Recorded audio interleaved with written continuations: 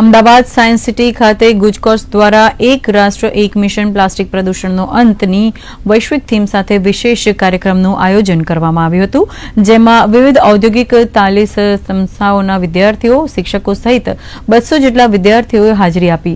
કાર્યક્રમમાં ગુજકોસ્ટના એડવાઇઝર અને member secretary doctor Narottam Sahu, ગુજકોસ્ટના principal scientist officer doctor Poonam Bhargav સહિતના મહાનુભાવો ઉપસ્થિત રહ્યા હતા.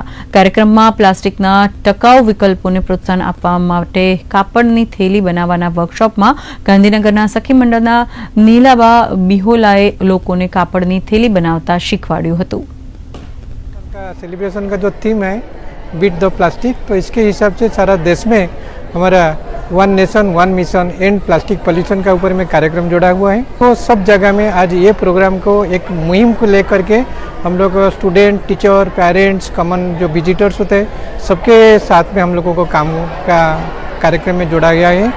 एंड इसमें दो मकसद है. एक है सबको एक प्लास्टिक के जो पॉल्यूशन के बारे में अवगत करना है एंड इसको प्लास्टिक को कैसे हम लोग डे टू डे लाइफ में इनको रिड्यूस कर सकते हैं, इनका फुटप्रिंट को कम करा सकते हैं.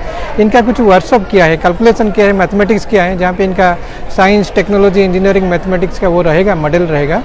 આપણે જૂની જીન્સના પેન્ટ હોય એમાંથી બેગ બનાવીએ છીએ, પાણીની બોટલ બને છે, પછી વેસ્ટ કપડું હોય એમાંથી આપણો જુડો બેગ આવે છે એ બી બનાવી શકાય છે. હું જે મહાનગરપાલિકામાં 8 વર્ષથી જોડાયેલી છું. છેલ્લા 5 વર્ષથી તો અમારા જીએમસીનું આ ચાલે જ છે. દર વર્ષે પ્રોગ્રામ આવે છે, એમાં ફ્રીમાં બહેનોને બેગ આપવાની માટે.